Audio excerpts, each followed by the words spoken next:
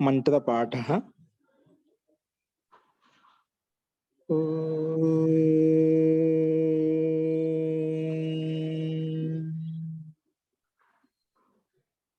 सहनाववतु सहनौ भुनक्तु सह वीर्यं करवावहै तेजस्विनावधीतमस्तु मा विद्विषावहै। ओम शांति शांति शांति।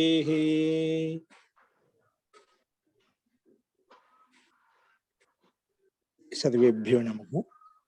अंदरिकी नमस्कारम अंडी।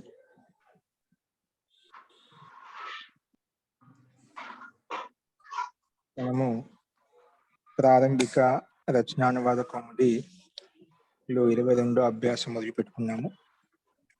22వ అభ్యాసంలో నిన్న మనము వ్యాకరణం చెప్పుకున్నాము. ఆ వ్యాకరణంలో గచ్చత్, లంగ్, అయాది సంధి, చతుర్థి విభక్తి గురించి చెప్పబడ్డాయి. అందులో గచ్చత్ శబ్దానికి రూపం మీద అంత రాసి ఉంటారు. సో గచ్చత్ శబ్దం యొక్క రూపము గచ్చన్, గచ్చంతౌ, గచ్చంతః. మూల శబ్దం గచ్చత్ శబ్దమే. ఆ గచ్చత్కి ప్రథమ విభక్తి ఏకవచనంలో ఏమవుతుందంటే గచ్చన్ అయిపోతుందంటే గచ్చత్తులో ఉండే తకారము నకారంగా మారిపోతుంది. అందుకే గచ్చన్ అయిపోతుంది. ఆ రకంగా గచ్చన్, గచ్చంతౌ, గచ్చంతః, గచ్చంతం, గచ్చంతౌ, గచ్చతః, గచ్చతా, గచ్చద్భ్యాం, గచ్చద్భిః, గచ్చతే, గచ్చద్భ్యాం, గచ్చద్భ్యః, గచ్చతః, గచ్చద్భ్యాం, గచ్చద్భ్యః. షష్ఠిలో గచ్చతః, గచ్చతోః, గచ్చతాం, గచ్చతి, గచ్చతోః, గచ్చత్సు. అలాగా రూపాలు మనం చూశాము. కానీ మనకు ఇక్కడ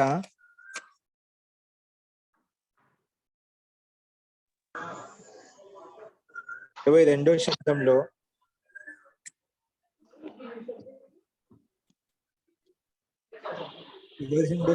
మతి శబ్దం ఇవ్వబడింది. మనకు మతి శబ్దం 22వ అభ్యాసం అండి. ఇది నది శబ్దం ఇవ్వబడిందండి. మతి శబ్దం, నది శబ్దం స్త్రీలింగ శబ్దము.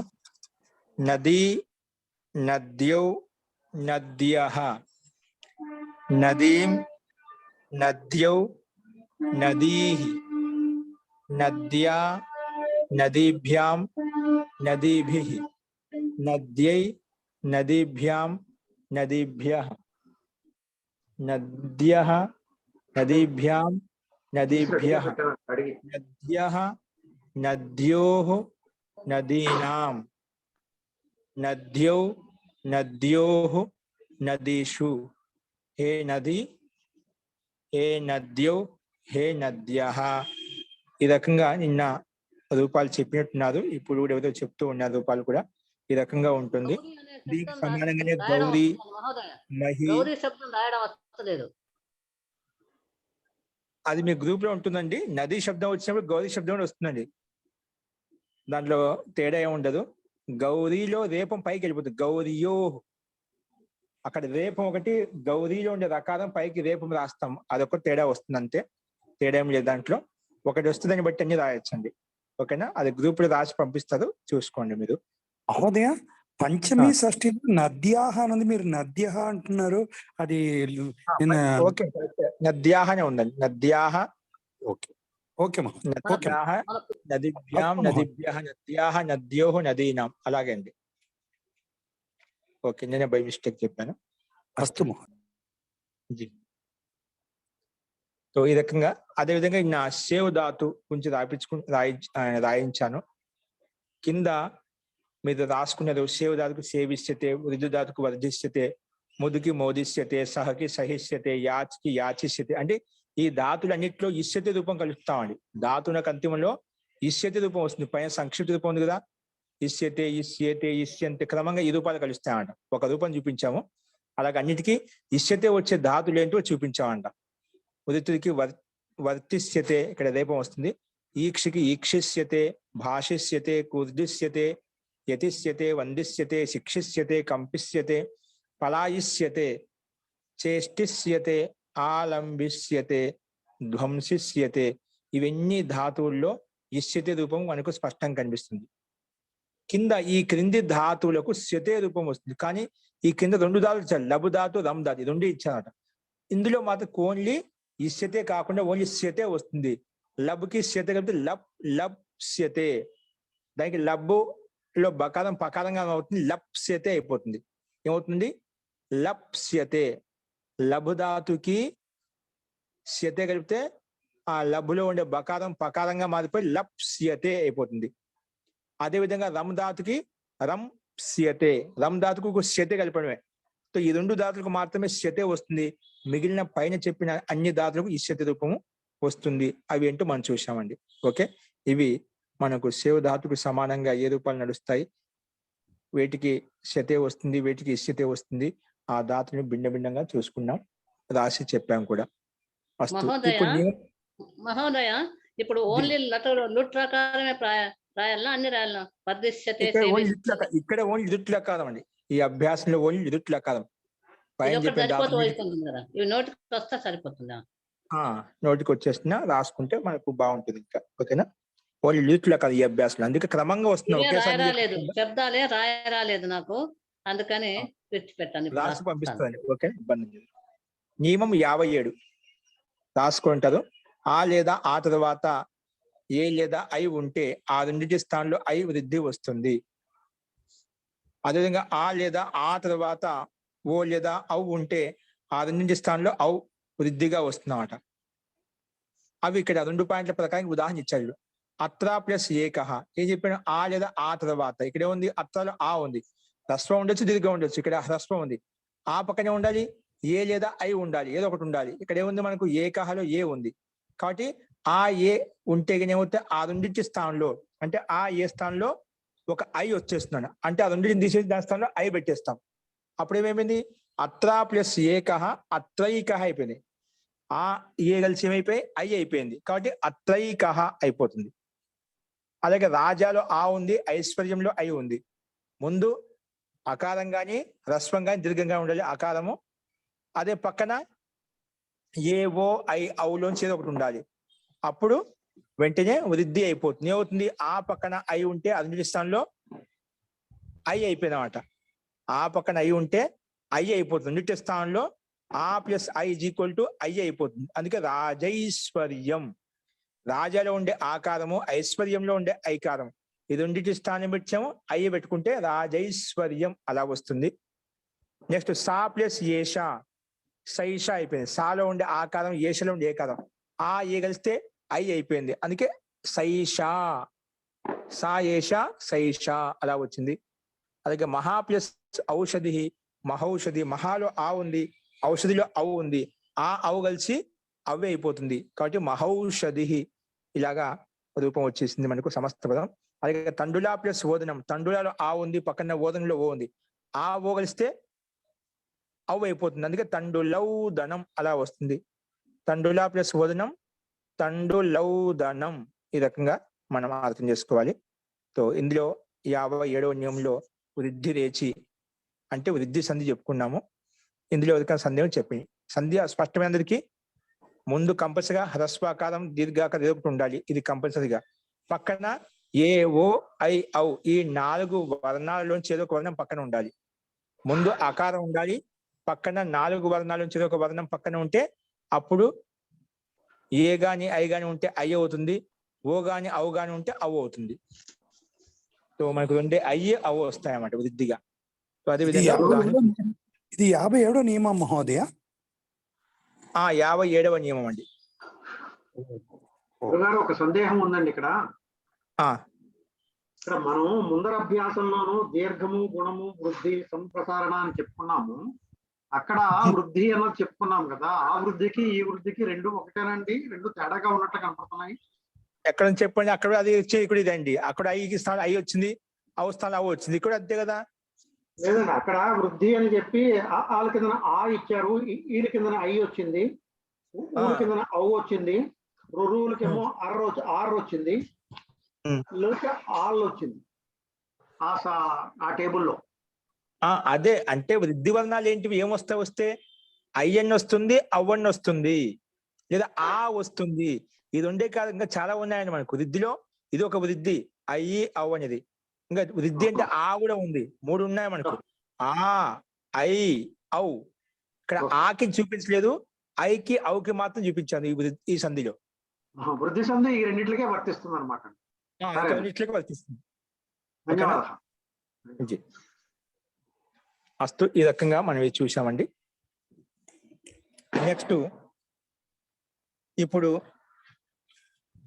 సంస్కృత వాక్యాల శబ్దకోశాన్ని, ఈ నియమాన్ని ఉపయోగించి ఇక్కడ ముఖ్యంగా మనం ఏం చెప్పామంటే, ఇంకా అభ్యాసం 17, 18లో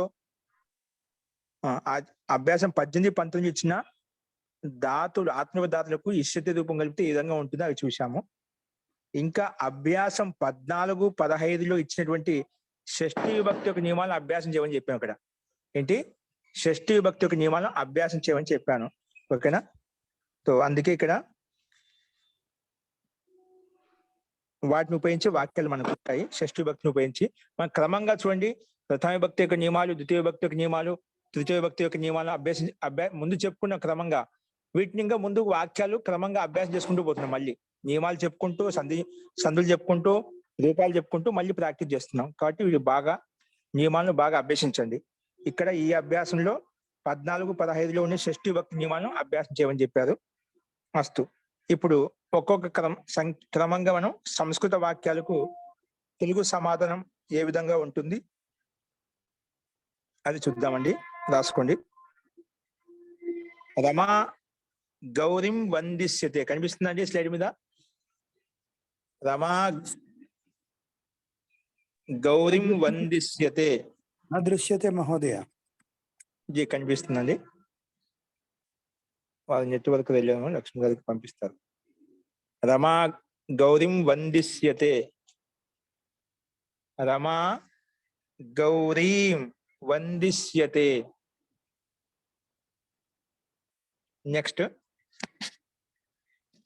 నెక్స్ట్ వచ్చేసి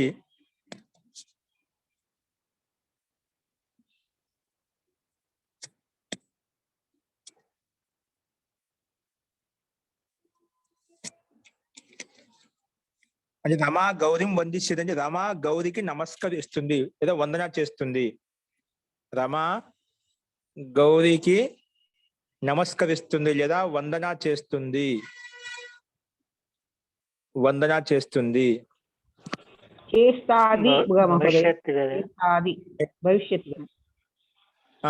చేస్తుంది కదా. వందిష్యతే. ఓకే అండి, వందిష్యతే చేస్తుంది అంటున్నా కదా.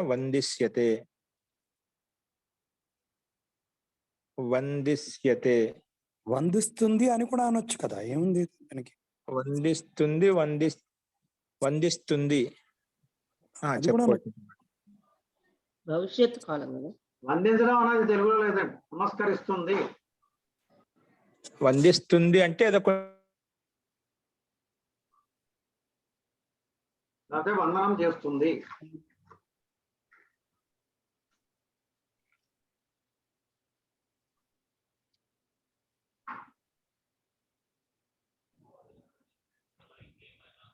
చేస్తుంది. చేస్తుంది అంటే వర్తమానం చేస్తుంది అర్థం అవుతుంది. చేస్తుంది అని కూడా చేస్తుంది అది రాసుకోండి. నెక్స్ట్ రెండో పాయింట్, రెండో వాక్యము. బ్రాహ్మణి నద్యాం స్నానం కరిష్యతి. బ్రాహ్మణి నద్యాం స్నానం కరిష్యతి. బ్రాహ్మణి నద్యాం స్నానం కరిష్యతి.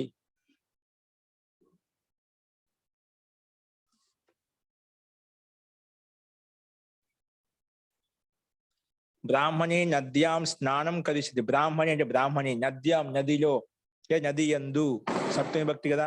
స్నానం కరిష్యతి స్నానం చేస్తాది, చేయలేదు ఇంకా చేస్తాదంట. స్నానం కరిష్యతి.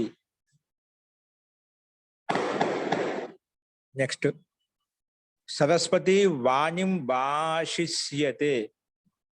సరస్వతి వాణిం అంటే వచనాన్ని, వాక్కును, భాషిష్యతే చెప్తాది లేదా మాట్లాడుతాది. సరస్వతి వచనం చెప్తాది కదా మాట్లాడుతాది.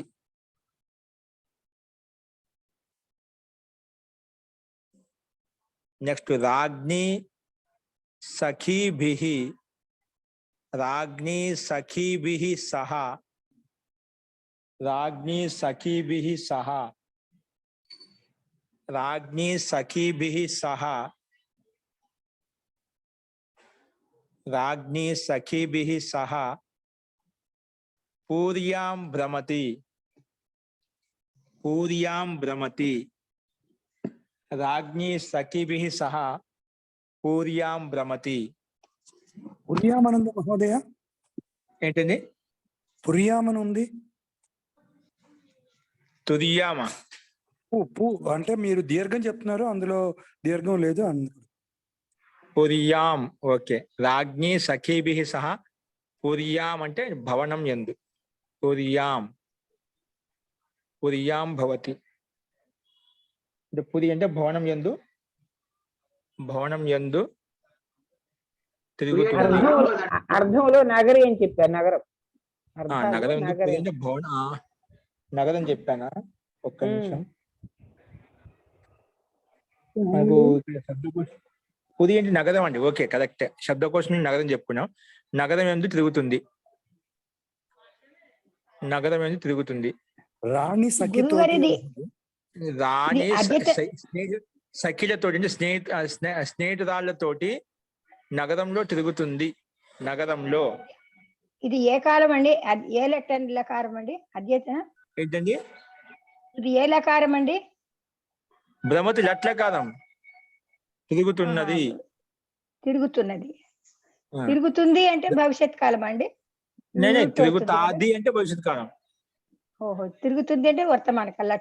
వర్తమాన కాలం. తిరుగుతున్నది వర్తమాన కాలం. తిరుగుతాది భవిష్యత్ కాలం. తిరిగింది భూతకాలం. తిరగాలి ఆజ్ఞార్థం లోట్లకాలం. నెక్స్ట్ అండి, బుద్ధిమతి దాసిం పృచ్చతి. బుద్ధిమతి దాసిం పృచ్చతి. బుద్ధిమతి దాసీం పృచ్చతి అంటే బుద్ధిమాశ్రీ దాసిని అడుగుతున్నది. బుద్ధిమతి శ్రీ దాసిని అడుగుతున్నది.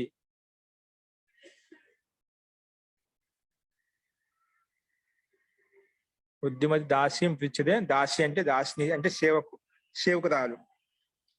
దాసిని అడుగుతున్నది.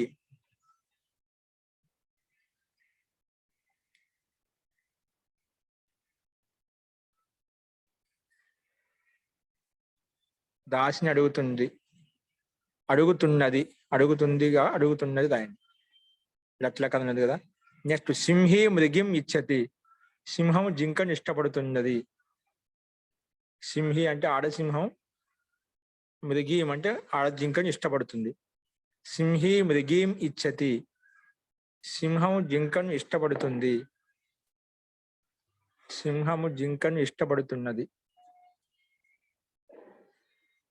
నెక్స్ట్ ఇంద్రాణి శ్రీమతీం భవతీం కిం పృచ్చతి. ఇంద్రాణి శ్రీమతీం భవతీం చ కిం పృచ్చతి. భవతీం చ కిం పృచ్చతి. చ శబ్దం పెట్టుకోండి. ఇంద్రాణి శ్రీమతీం భవతీం చ కిం పృచ్చతి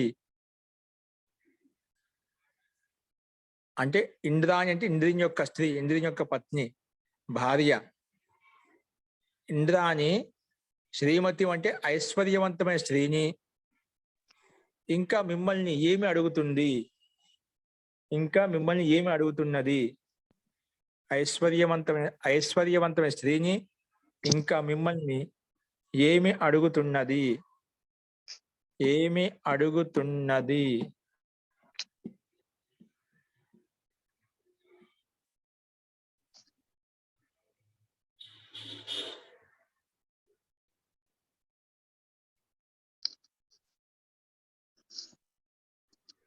ఇక్కడ ఇంకా Next అనడానికి అండి. చాలా పదం ఉపయోగించలేదు కదా మహోదయ. నేను ఉపయోగించుకోని చెప్తున్నాను, అందుకే ఛా శబ్దం ఉపయోగించుకోండి ఇక్కడ. ఓకే. ఓ అస్తుమా. ఇంద్రాణి శ్రీమతిం భవతీం చ కిం పృచ్చతి అని రాసుకోండి. ఇంద్రాణి ఐశ్వర్యవంతమైన స్త్రీని ఇంకా మిమ్మల్ని ఏమడుగుతున్నది? నెక్స్ట్, రాజ్ఞే నృపం సేవిష్యతే. రాజ్ఞి అంటే రాణి, నృపం రాజుకు, సేవిష్య సేవ చేస్తాది. రాణి రాజుకు సేవ చేస్తాది. వందిష్యతే ఇంకా వందనా చేస్తాది. వందిష్యతే అంటే వందనా చేస్తాది. వందిష్యతే అంటే వందనా చేస్తాది. నెక్స్ట్, భాషిష్యతే అంటే భాషణం చెప్తాది, అంటే భాషిస్తాది లేదా మాట్లాడుతాది. వందనా చేస్తాది లేదా మాట్లాడుతాది. ఈక్షిష్యతే చ ఇంకా చూస్తాది. ఈక్షిష్యతే చ ఇంకా చూస్తాది. ఈక్షిష్యతే చ ఇంకా చూస్తాది. ఈక్షిష్యతే చ అంటే ఇంకా చూస్తాది.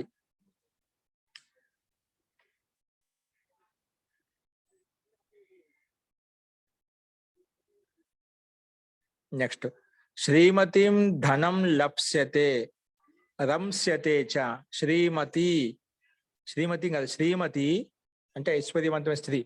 శ్రీమతి ధనం లప్స్యతే రంస్యతే చ. ధనం లప్స్యతే, ధనం లప్స్యతే, రంస్యతే చ, రంస్యతే చ, రంస్యతే చ.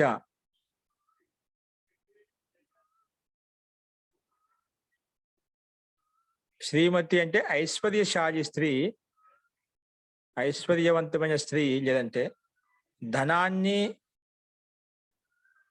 ఇంకా ధనంలో అంటే ధనాన్ని పొందుతుంది, ధనాన్ని పొందుతాది, ఇంకా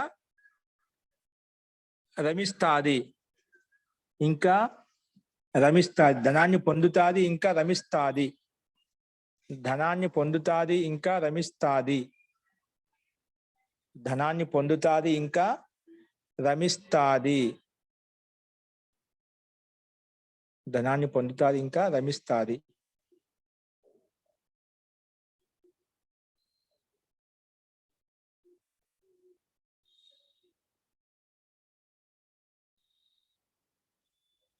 నెక్స్ట్ అండి, ఇవి మనకు సంస్కృత వాక్యాలు. సంస్కృత తెలుగులో సమాధానం ఎలా ఉంటే చూసాము. నెక్స్ట్, తెలుగు వాక్యాలను సంస్కృతంలో అనువదించండి. ఎడ్డింగ్ రాసుకుని తెలుగు వాక్యాలను సంస్కృతంలో అనువదించండి. తెలుగు వాక్యాలను సంస్కృతంలో అనువదించండి. సో మొట్టమొదటి తెలుగు వాక్యం ఏంటి? కాలో. కా రాసుకోండి. నదిని చూడు. నదిని చూడు.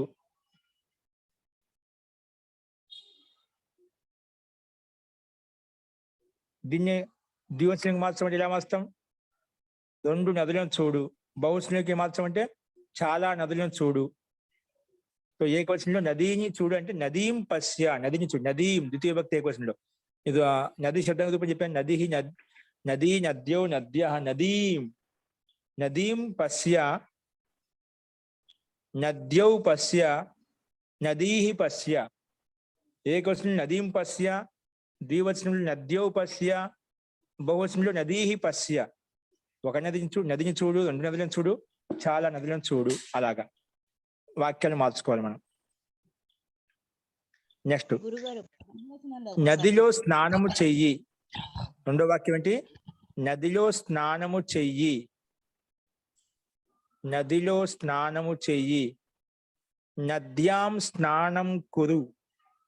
నదిలో.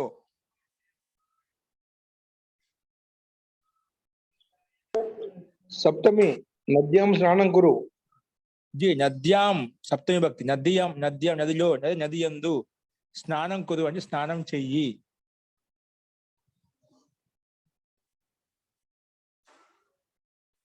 నెక్స్ట్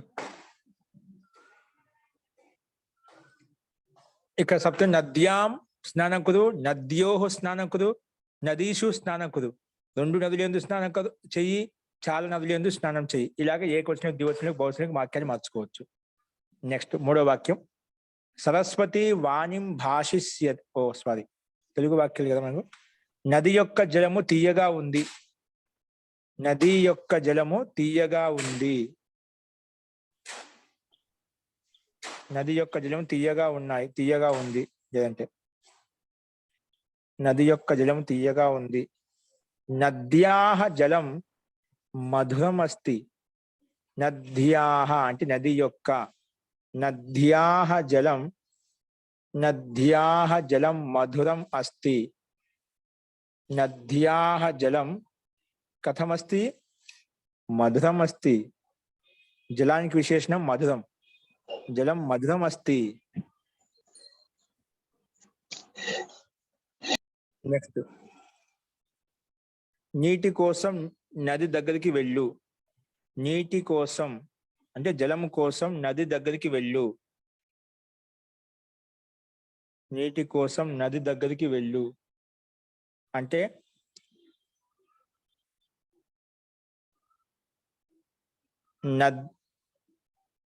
జలాయ జలాయ జలాయ జలాయ నదీం నికసా గచ్చ. నదీం నికస అంటే జలం కోసం నది దగ్గరికి వెళ్ళు. నదీం నికస అంటే నది దగ్గరికి. లేదా జలాయ నద్యాహ సమీపం గచ్చ. నద్యాహ సమీపం, నద్యాహ సమీపం అది రాసుకోవచ్చు. జలాయ నద్యాహ సమీపం, నద్యాహ సమీపం నది యొక్క సమీపం నది దగ్గరికి వెళ్ళు. నద్యాహ సమీపం గచ్చ. జలాయ నద్యాహ సమీపం గచ్చ నది దగ్గరికి వెళ్ళు. నదీం నికాయ గచ్చ అని కూడా చెప్పొచ్చా? నది చెప్పచ్చు మహోదయ. నికస, నదీం నికస అని కూడా అన్నారు కదా ముందు. నికసాలో చెప్పుకోవచ్చు. నికసాలో మనం నదికి ద్వితీయ విభక్తి పెట్టాలా మహోదయ? అది నికస సమయ వచ్చినప్పుడు దాని ద్వితీయ విభక్తి వస్తుంది. సమీపం అలా వచ్చినప్పుడు షష్ఠీ విభక్తి వస్తుంది. ఓకే మహోదయ, ధన్యవాదాలు. ద్వితీయ విభక్తి నియమాలు చూస్తే అక్కడ నియమం చెప్తున్నాయి. ఆ నియమాలు గమనించవచ్చు మీరు. అందుకే షష్ఠీ విభక్తి నియమం ఇక్కడ మనకి ఎందుకంటే నద్యాహ సమీపం షష్ఠీ విభక్తి నియమాలు అభ్యసించమని చెప్పారు. షష్ఠీ విభక్తి రాని నద్యాహ సమీపం, సమీప యోగంలో షష్ఠీ విభక్తి వస్తుంది. ఏ దానికి సమీపం? నదికి సమీపం అంటున్నాం కాబట్టి నదిలో షష్ఠీ విభక్తి రావాలి. అందుకే నద్యాహ సమీపం గచ్చ. నెక్స్ట్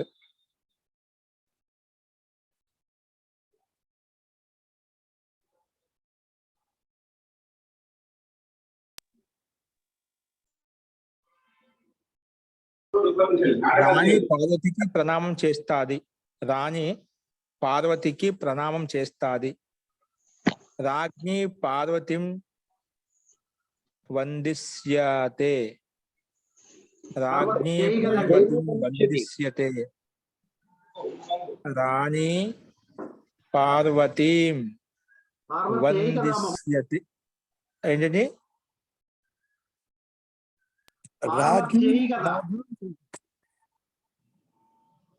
చతుర్థి కదా, పార్వతి చతుర్థి కదా, పార్వతి అయి ఎందుకు వస్తుంది? అంటే నమస్కారం చేసేటప్పుడు చతుర్థి వాడాలి అని చెప్పినారు. నమ శబ్దం వాడితే పార్వత్యై నమ శబ్దం వచ్చినప్పుడే వాడాలి. నమ శబ్దం వాడడం లేదు కదా, అప్పుడు వస్తుంది. చెప్పాడు పార్వత్యై నమ, శివాయ నమ, గౌరియై నమ అని చెప్పుకోవచ్చు. ఇక్కడ ఆ ప్రణామం చేస్తానే మనకి వందదాతు ఉంది కదా, ప్రణామం చేయడానికి అది రాసుకుంటాం ఆత్మీయ పదంలో. రాజ్ఞి పార్వతిం వందిష్యతే. ఆ నమశబ్దం వాడినప్పుడు మాత్రమే అది చతుర్థి మాత్రమే వస్తుంది. చతుర్థి వస్తుందండి. ఆహా. గణపతే నమః, శివాయ నమః, మహోదయ, వెంకటేశాయ నమః, చేస్తుంది లక్ష్మణాయ అంటే నమః, అది రామాయ నమః అలా వస్తాయండి. చేస్తుంది అని ఉంది కదా, మనం భవిష్యత్ కాలం పెట్టుకోవాలా? భవిష్యత్ కాలం చేస్తాది, చేస్తుంది కాదు, చేస్తాది, అది చేస్తుంది అలా వస్తుంది కాబట్టి వస్తుంది. చేస్తుంది అన్నప్పుడు వర్తమాన కాలం చేస్తుంది అర్థం తీసుకువెళ్తాం. చేస్తాది అంటే దాని సందేహం ఖచ్చితంగా భవిష్యత్ కాలం ఇక్కడ వస్తుంది. చేస్తుంది కూర్చుంది అని ఇచ్చారు ఇక్కడ. ఆచార్య చేస్తా రాగ్ని రాగ్ని అనన్నా రాగ్ని అనండి ఇక్కడ, రాణి అన్నకప్ప. రాణి, రాగ్ని, రాగ్ని దీర్ఘం. ఆ. రాగ్ని పార్వతిం వందిష్యతే, పార్వతిం వందిష్యతే. ఇక్కడ చేస్తాది అన్నాం కాబట్టి వందిష్యతే భవిష్యత్ కాలం చెప్పాం. రాజ్ఞి పార్వతీం, పార్వతీం వందిష్యతే. నెక్స్ట్ భూమి మీద బ్రాహ్మణి కూర్చుంది. కూర్చుని భూతకాలం అయిపోయింది. కూర్చుంది, కూర్చుంటాదని చెప్పలేదు, కూర్చుంది. కూర్చుంటున్నది అన్నా కొన్ని వర్తమాన కాలం అవుతుంది. కూర్చుంది అయిపోయింది, భూతకాలంలోకి వచ్చిందన్నమాట. కాబట్టి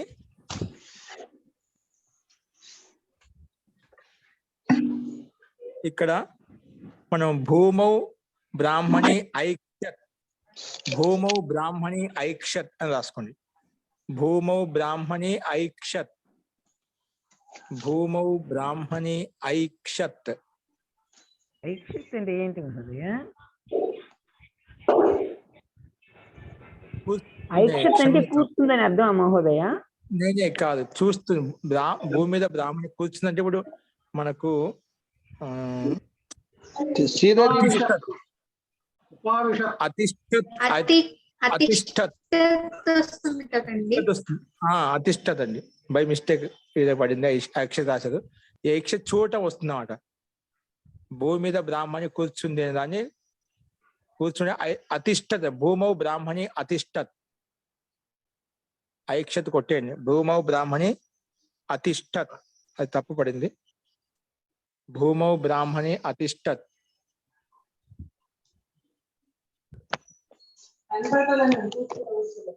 భూమౌ అందుకే నేను చెప్తున్నా, రాసుకోండి.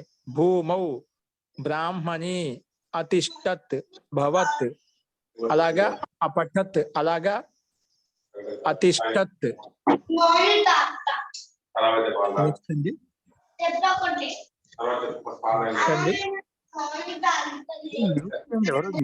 ప్లీజ్.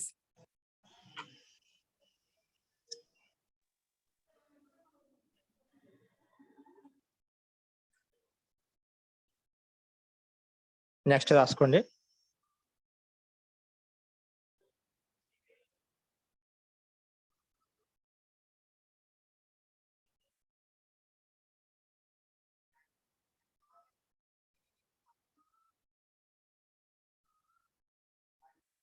నెక్స్ట్ వచ్చేసి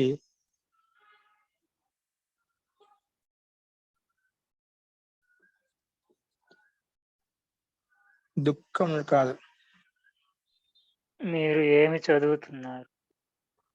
మీరు ఏమి చదువుతున్నారు, మీరు ఏమి చదువుతున్నారు స్త్రీలింగంలో.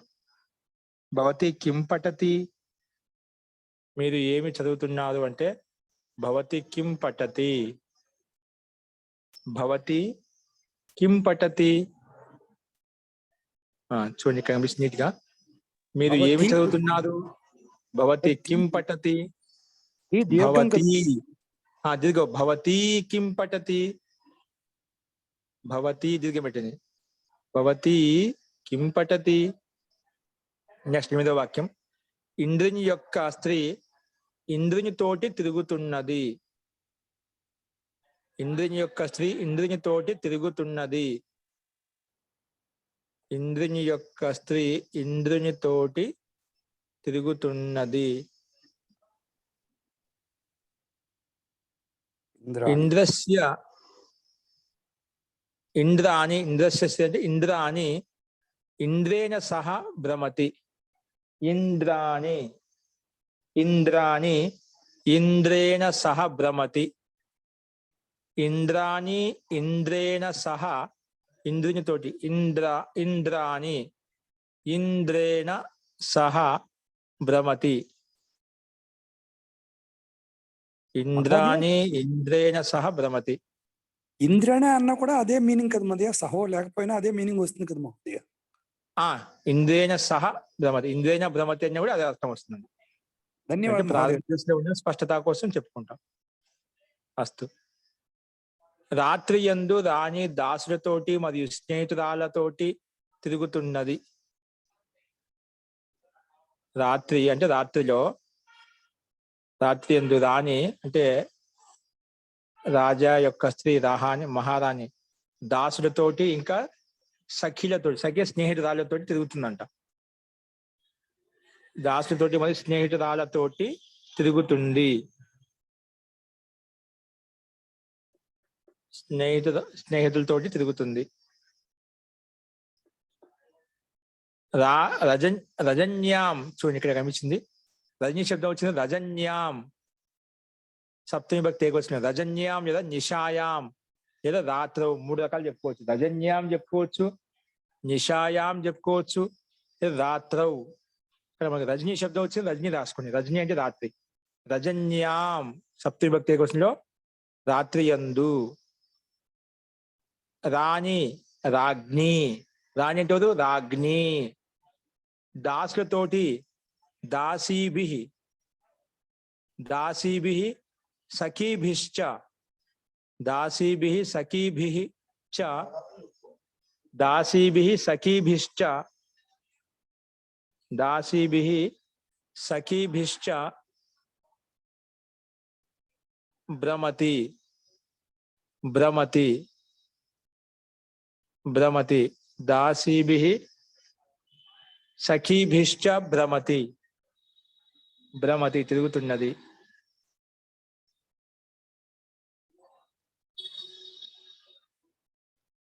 నెక్స్ట్ 10వ వాక్యం. బుద్ధిమతి స్త్రీ వచనం చెప్తుంది. రాత్రో చెప్పకూడదా? చెప్పుకోవచ్చు, 3 పర్యాయ శబ్దాలు ఏదైనా చెప్పుకోవచ్చు. మనకు శబ్దం రజనీ శబ్దం వచ్చింది కానీ అది చెప్పుకున్నాం. ఓకే, ధన్యవాదాలు. బ్రాహ్మణి బుద్ధిమతి ఉక్తిం భాషిష్యతే. చెప్తాది రాయండి, చెప్తుంది కానీ చెప్తాది. బుద్ధిమతి అంటే బుద్ధిమతి స్త్రీ.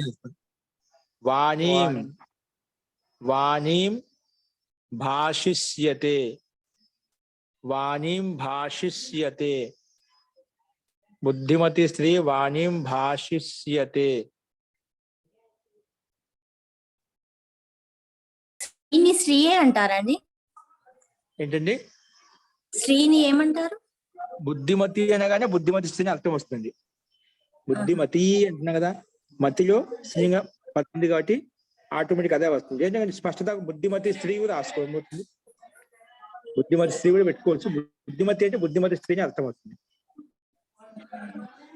బుద్ధిమాన్ బాలకుడు వస్తుంది, బుద్ధిమాన్ వ్యక్తి వస్తుంది. బుద్ధిమతి అన్నప్పుడు స్త్రీ తీసుకుంటాం కానీ వేరే తీసుకోవడానికి లేదనమాట. పుల్లింగంలో బుద్ధిమాన్ అంటాం, పుల్లింగంలో బుద్ధిమతి అంటాం, స్త్రీలింగంలో బుద్ధిమతి అంటాం.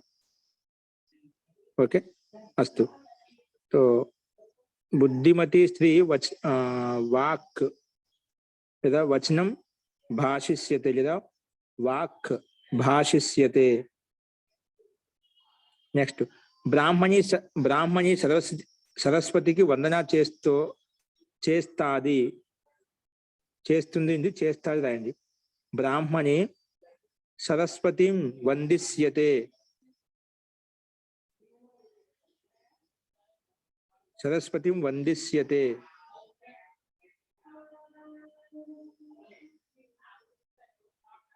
బ్రాహ్మణి సరస్వతిం వందిష్యతే. సరస్వతిం వందిష్యతే.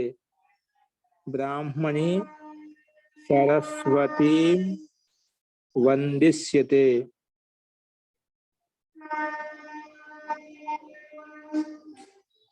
నెక్స్ట్ జింక సింహంతో భయపడుతున్నది. ఎవరిని చూసి భయపడతాం? మొదలు పంచభక్తి రావాలి. ఎవరిని చూసి భయపడతామో వారిలో పంచవే. మృగి మృగి సింహాత్ లేదా సింహిన్యాహ, స్త్రీలింగం ఉన్నాయి, సింహిన్యాహ రసం. మృగి సింహిన్యాహ బిభేతి, ఆడసింహంతో. మృగి సింహిన్యాహ, నద్యాహ అని చెప్పి అలాగా సింహిన్యాహ, మృగి సింహిన్యాహ బిభేతి, మృగి సింహిన్యాహ బిభేతి. మృగి సింహంతో భయపడుతున్నది. నెక్స్ట్ 13వ వాక్యం. వెన్నెల యొక్క నగరంలో, వెన్నెల కాదు ప్రకాశం,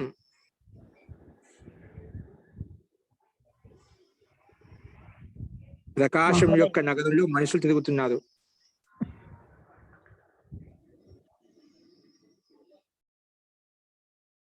వెన్నెల యొక్క నగరంలో మనుష్యులు తిరుగుతున్నారు. కౌముద్యాం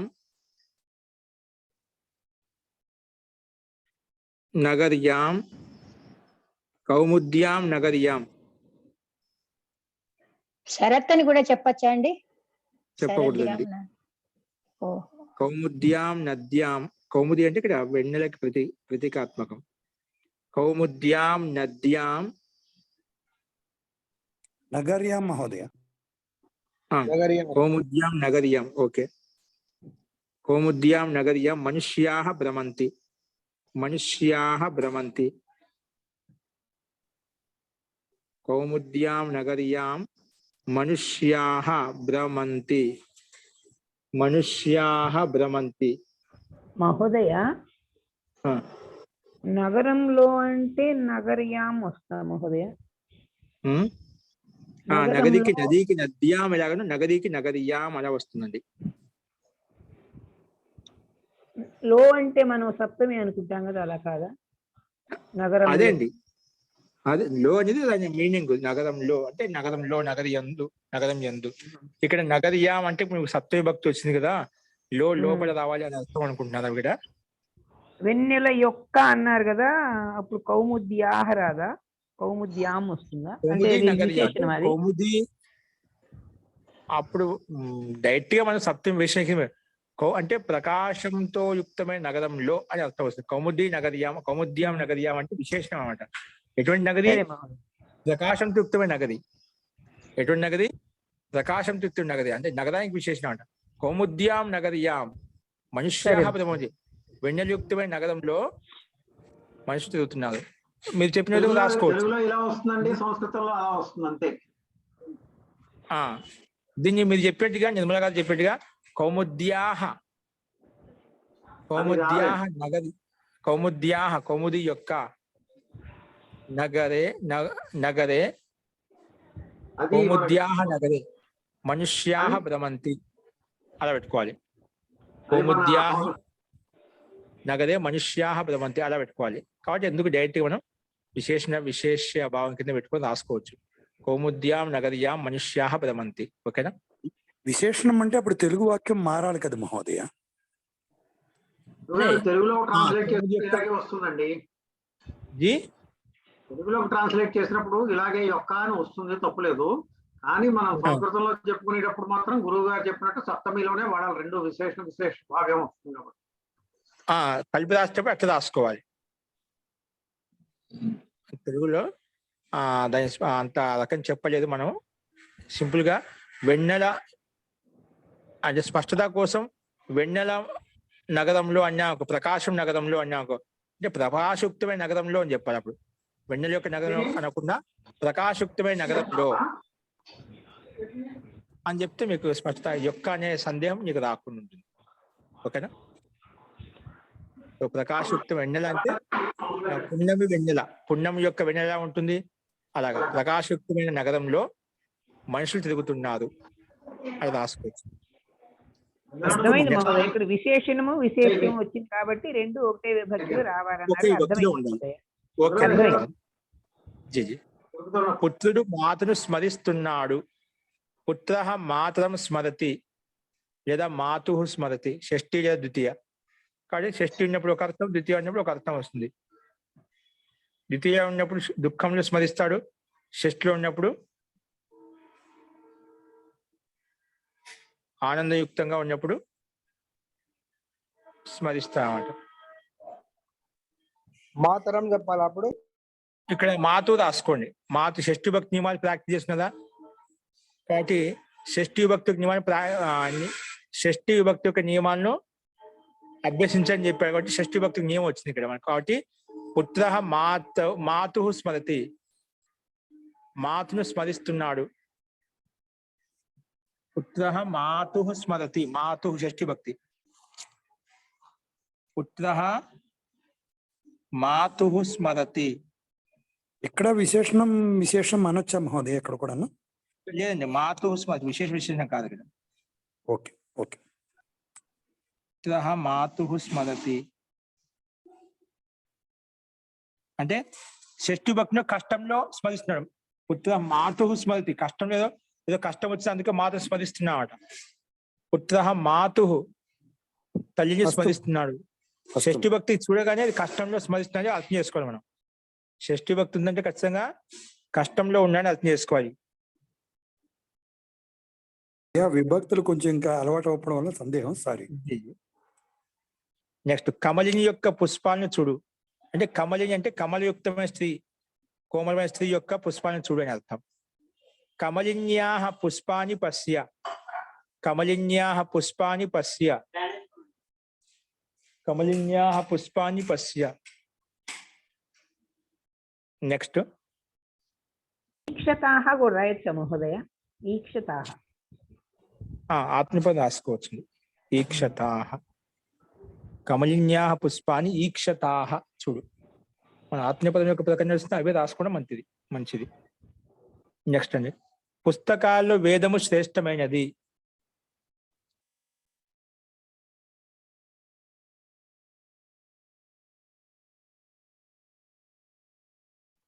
పుస్తకాల్లో వేదము శ్రేష్టమైనది.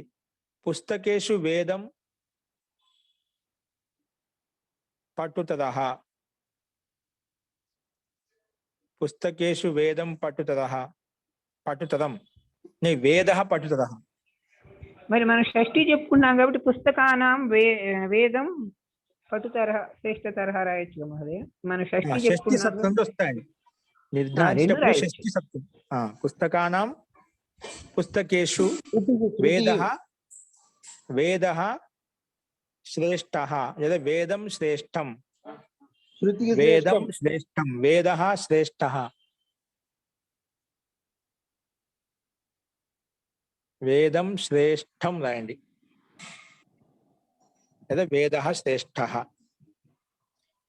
నెక్స్ట్ ధర్మాలలో వైదిక వేదం అనేది వేదః శ్రేష్టః అస్తి రాసుకోవచ్చా మహోదయ? యాడ్ చేసుకో. వేదః శ్రేష్టః అస్తి, వేద శ్రేష్టమైనది. గురువు గారు వేదః పుల్లింగమా? పుల్లింగం అండి. వేదః ఓకే గురువు గారు. పుల్లింగం రాసుకోండి. వేదః శ్రేష్టః అస్తి. వేద శ్రేష్టతమః అని కూడా పెట్టుకోవచ్చు కదండి. చెప్పుకోవచ్చు. ఇంకా దానికి బలవత్త, దానికి ఇంకా గుణవత్త పలుకుతుందండి. అదే శ్రేష్టం, దానికంటే శ్రేష్టమైనది ఏది లేదని అర్థం వస్తుంది. పెట్టుకో. శ్రేష్టతమః అస్తి అంటే తమః అంటే ఇంకా దానికి ఇంక తిరుగులేదు అనేది దానికంటే శ్రేష్టమైన ఇంకేది లేదని అర్థం రాసుకోవచ్చు. ధర్మాల్లో వైదిక ధర్మం శ్రేష్టమైనది. ధర్మేషు లేదా ధర్మానం వైదిక ధర్మ శ్రేష్టః లేదా వైదిక ధర్మం శ్రేష్టం, వైదిక ధర్మ శ్రేష్టః, వైదిక ధర్మం అన్నప్పుడు శ్రేష్టం వస్తుంది. వైదిక ధర్మమేవ ఏవ శ్రేష్టతమః అని కూడా అట్లా కూడా పెట్టుకోవచ్చు. ఒకటే ఉంది మనకు. ధర్మాలు అంటున్నాం కదా, ధర్మాలని వచ్చినప్పుడు దాంట్లో వచ్చింది అంటే దాంట్లో ఇది విశేషంగా చెప్పామంటే నొక్కి చెప్పడం, ఇంకా అంటే నొక్కి చెప్పడం అన్నమాట. పుస్తకాల్లో చెప్పాము కాబట్టి ఇంకా పుస్తకాల్లో అన్ని పుస్తకాలు దాంట్లో వైదిక ధర్మం అన్ని ధర్మాలు చెప్పుకున్నాం. అన్ని ధర్మాలు వైదిక ధర్మం అనే కానీ ఆటోమేటిక్ గా వైశిష్టం చెప్పేశాం కాబట్టి మనం విశేషంగా రాసిన తప్పు లేదు. ధర్మేషు ధర్మాణం వైదిక ధర్మం శ్రేష్టం లేదా వైదిక ధర్మం శ్రేష్టతరం లేదా శ్రేష్టతమం మన ఇష్టం. ధర్మాణం లేదా ధర్మేషు వైదిక ధర్మం శ్రేష్టం లేదా శ్రేష్టతరం లేదా శ్రేష్టతమం అలా వస్తాయి.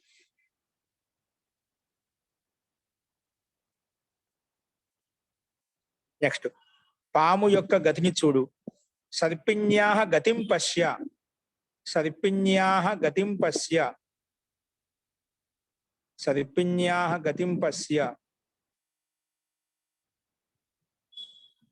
నెక్స్ట్ కృష్ణుడు గురువుకి సేవ చేస్తాడు, దుఃఖాన్ని సహిస్తాడు, సత్యం మాట్లాడుతాడు, ఇంకా ప్రసన్నంగా ఉంటాడు. ఇంకా ప్రసన్నంగా ఉంటాడు. 19వ వాక్యం అండి. కృష్ణః గురుం సేవిష్యతే. కృష్ణః గురుం సేవిష్యతే. నెక్స్ట్ విద్యను నేర్చుకుంటావు. విద్యాం శిక్షిష్యతే. విద్యాం శిక్షిష్యతే. దుఃఖాన్ని గురువు గారు, సహిస్తావు. తర్వాత వాక్యం చెప్తున్నారు మీరు. వేరే వాక్యంలోకి వెళ్ళిపోయారు. పాము యొక్క గతిని చూడు రాశా కదా. సర్పిణ్యాహ గతిం పశ్య. తర్వాత కృష్ణుడు గురువుకు సేవ చేస్తాడు, దుఃఖాన్ని సహిస్తాడు, సత్యం మాట్లాడు. ఇవన్నీ ఒకే వాక్యం అండి.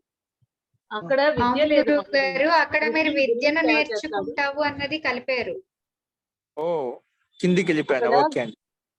అస్తు అస్తు. కృష్ణుడు గురువుకి సేవ చేస్తాడు, దుఃఖాన్ని సహిస్తాడు, సత్యం సహిస్తా. మాట్లాడతాడు, ఇంకా ప్రసన్నంగా ఉంటాడు. ఇదే ఉంది మోదీ. జీ జీ ఓకే సంతోషం. కృష్ణ గురుం సేవిష్యతే, దుఃఖం సహిష్యతే, సత్యం భాషిష్యతే. మోదిష్యతే చ. సత్యం భాషిష్యతే, మోదిష్యతే చ. మోదిష్యతే చ. నెక్స్ట్ 20వ వాక్యం. నీవు ప్రయత్నం చేస్తావు. ఇదొకసారి మళ్ళీ చెప్పారా? కృష్ణుడు గురువు సేవ చేస్తాడు, దుఃఖం కృష్ణ గురుం సేవిష్యతే, దుఃఖం సహిష్యతే, సత్యం భాషిష్యతే. సత్యం భాషిష్యతే, మోదిష్యతే చ. మోదిష్యతే చ. ఇక్కడ వాక్యంలో ప్రసన్నంగా ఉంటాడు అన్నాడు కాబట్టి మోదిష్యతే చ భవిష్యతి అని రాయొచ్చా మహోదయ? ఉంటాడు అంటే ప్రసన్నంగా ఉంటాడని మొత్తానికి మొదటి ధాతు వచ్చింది మనకు. మొత్తానికి ఉంటాడని వేరు కాదు. ప్రసన్నంగా ఉంటాదంతా ఒక క్రియాపదం. ప్రసన్నంగా ఉంటాడు రెండు వేరు వేరు కాదు, ఒకటే పదం. ఇది ఒకే క్రియాపదం. ఒకే క్రియాపదం ముద్దు ధాతు వచ్చింది ప్రసన్నంగా ఉండటానికి. కాబట్టి మోదిష్యత అంటే అర్థం వచ్చేస్తుంది. మళ్ళీ విశేషంగా ఉంటాడని రాయడం కోసం మళ్ళీ భవతి రాయాల్సిన అవసరం లేదండి. నెక్స్ట్ అండి. నీవు ప్రయత్నం చేస్తావు. త్వం యతిష్యతే, యతిష్యేతే, యతిష్యంతే, యతిష్యసే. త్వం యతిష్యసే. త్వం యతిష్యసే. విద్యాం శిక్షిష్యసే. విద్యాం శిక్షిష్యసే.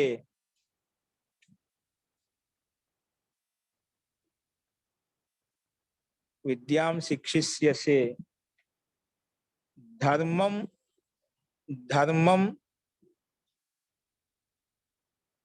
ఆలంబిష్యసే. ధర్మం ఆలంబిష్యసే.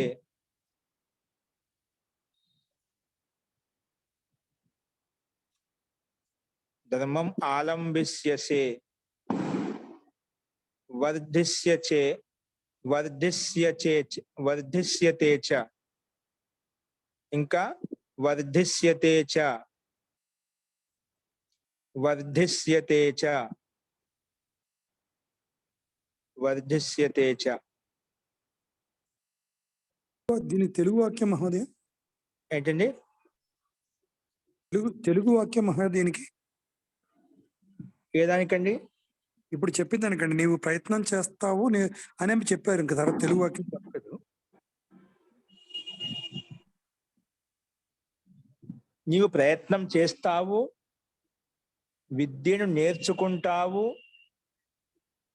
ధర్మం సహారా తీసుకుంటావు. ధర్మం యొక్క సహారా తీసుకుంటావు, ధర్మం యొక్క నిహాన్ తేలేదా? ధర్మం యొక్క సహాయం తీసుకుంటావు, ఇంకా వృద్ధి చెందుతావు, ఇంకా వృద్ధి చెందుతావు. ఓకేనా? ఇది తెలుగు వాక్యం అండి. నెక్స్ట్ 21వ వాక్యం. నేను సత్యం మాట్లాడుతాను, సత్యం మాట్లాడుతాను. అహం సత్యం భాషిష్యతే, అహం సత్యం భాషిష్యతే. ధనాన్ని పొందుతాను, ధనాన్ని పొందుతాను. ఓకే, ఉత్తమ పురుషం కదా. అహం సత్యం భాషిష్యే, అహం సత్యం భాషిష్యే. ధనాన్ని పొందుతాను, ధనం లప్స్యే, లప్స్యే. ప్రయత్నం చేస్తాను, యతిష్యే, యతిష్యే. ప్రయత్నం చేస్తాను అంటే యతిష్యే లేదా ప్రయత్నిష్యే, యతిష్యే.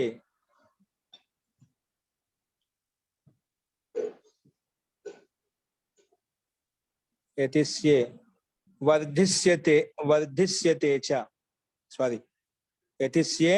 ధర్మే రమిష్యే, ధర్మే ధర్మే రంస్యే, రమిష్యే కాదు, ధర్మే రంస్యే, ధర్మే రంస్యే. మోదిష్యతే చ, మోదిష్యతే చ. ధర్మే రంస్యే, మోదిష్యతే చ, మోదిష్యతే. మోదిష్యే రాదా? సారీ, మోదిష్యే ఉత్తమ పురుషం కదా. మోదిష్యే చ, మోదిష్యే చ. ఓకేనా? ఇవి మనకు 21వ వాక్యంకి తెలుగు వాక్యానికి సంస్కృత సమానం చూసామండి. నేను సత్యం మాట్లాడుతాను, ధనాన్ని పొందుతాను, ప్రయత్నం చేస్తాను, ధర్మంలో రమిస్తాను, ఇంకా ప్రసన్నంగా ఉంటాను. అహం సత్యం భాషిష్యే, ధనం లప్స్యే, యతిష్యే, ధర్మే రంస్యే, ధర్మే రంస్యే, మోదిష్యే చ, మోదిష్యే చ, మోదిష్యే చ.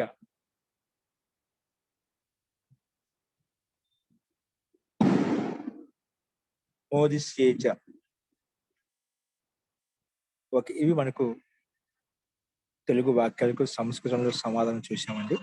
అస్తు. కింద అశుద్ధ వాక్యాలు ఉన్నాయి,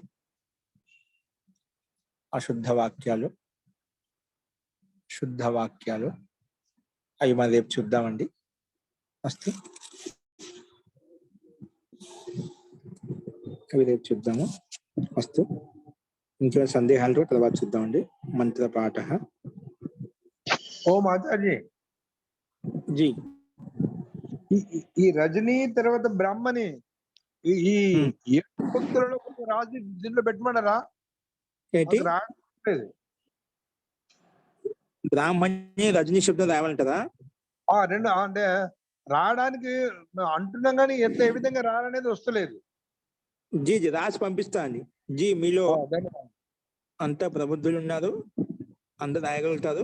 మీరు ఎవరు రాసిన వాళ్ళు ఒకసారి గ్రూపులు పెట్టేయండి. ఓకేనా? రాసి పంపించండి అండి.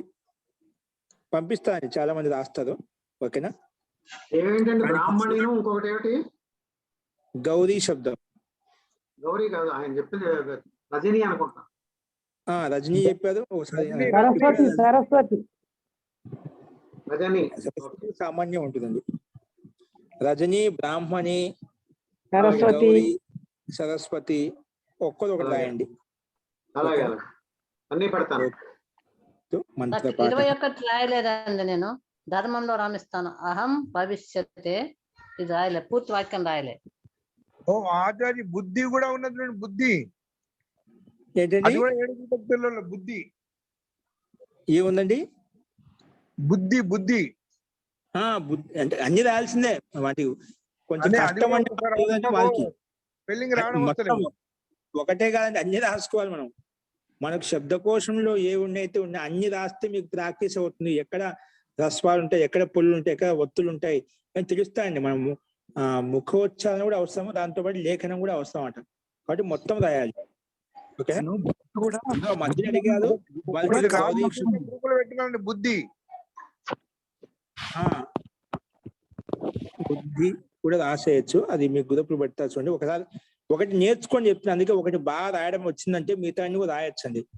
మీకు తెలుస్తుంది ఎక్కడ తప్పులు రాస్తున్నాను, ఏ విధంగా రాస్తున్నా అని చెప్పి. కాబట్టి అవి రాసిన వాళ్ళు గ్రూపులు పెట్టండి. ఓకే, 21 సరిగా రాయలేదండి. అహం భాష్యతే ధనం లభ్యతే యతిష్యే రమిష్యతే చ మోదిష్యే, ఇది రాయలేదు. 21 అది. మీకు అది గ్రూప్ లో అది పీడిఎఫ్ పంపిస్తారు చూడండి, అది రాసుకోండి ఒకసారి, సరేనా? గ్రూప్ లో టైపింగ్ అయిపోయిందండి, మీకు పంపిస్తాను. ఎక్కడైతే మీకు బై మిస్టేక్ ఉందో అవి దాన్ని చూసి రాసుకోండి. ఓకే, లక్ష్మి గారు అస్తు. మంత్రపాఠ.